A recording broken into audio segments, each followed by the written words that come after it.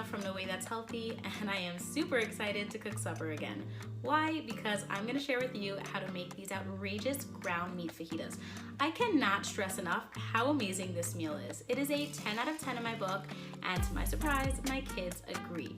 Now, as always, this is going to take no time to put together, and I cannot wait for you to try this. Let's cook supper. First step for the fajitas is to dice up really finely the peppers and onions. And again, you know, my favorite gadget, and it's so simple. And you just dice them up really finely.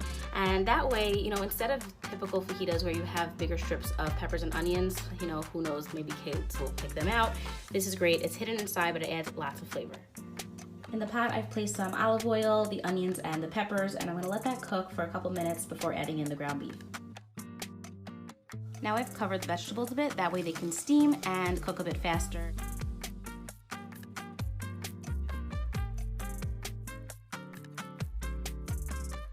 This right here is my favorite kitchen utensil for chopped meat. It literally breaks up the ground meat perfectly, and I can't go without it. At this point, I'm going to add in the spices. Here I have a mixture of all different seasonings. They are so good to make this really flavorful, and just going to mix it up in it and let it cook a bit longer.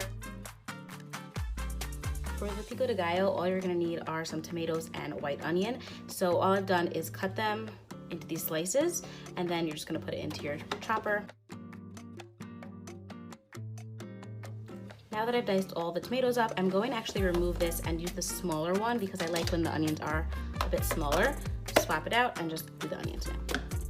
And that's done. I've placed the tomatoes and onions into a bowl, and now all you're going to do is put in some lime juice. You can also use lemon if you don't have lime. Salt, very important here to salt it enough. I'm using cilantro here, but you can use parsley if you don't like cilantro. That's totally fine, it'll also work. Just some freshly chopped up parsley or cilantro. And now you would typically add in here a jalapeno, but we're gonna keep that out because we don't love it too spicy, but feel free to add in some sliced or diced jalapeno. The next thing to top our fajitas is going to be guacamole, and it's so simple to do. The only hard part, I guess, would be to find avocados that are ripe enough, but I got lucky here with these ones. So all you're gonna do is halve them and scoop them out. Keep the pit inside there because we're gonna want that for when we store it in the fridge.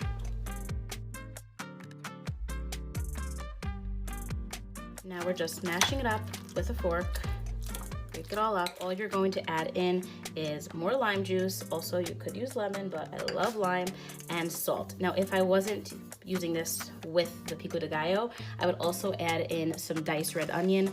Best guacamole ever, but because there's already onion in the pico, I'm not going to also add that in because I think it'll be too much onion. So just mix those two together. Because I put the acid in there, which was the lime, the avocado shouldn't turn brown, but just an extra step is to add your pits back inside. I don't know what it does, but it does sort of help. So cover it tightly, put it in the fridge until you need it. Over here I have some wheat tortillas, and you can use corn as well, but tonight I'm using wheat, and you can totally leave them this way, but to take it up a notch, you're going to want to put these onto a pan on both sides for a couple seconds so they get a delicious char and make them taste so fresh and amazing.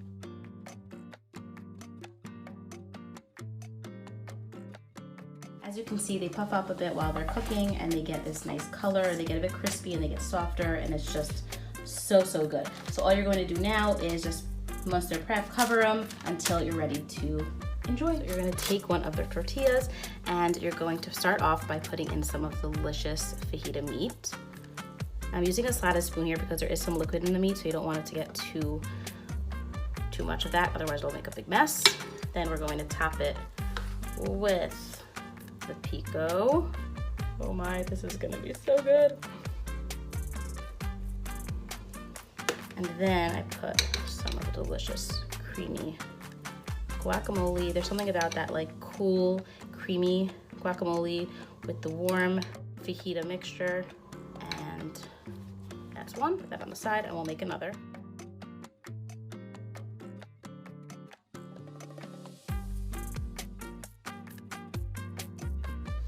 And that's it, supper is finished. You can now sit and enjoy knowing that you didn't spend lots of time on this awesome, delicious supper. I hope you enjoy it. Please comment below if you do, and let us know if you're trying all the recipes from supper again. If you are, I'd love to hear which one's been your favorite.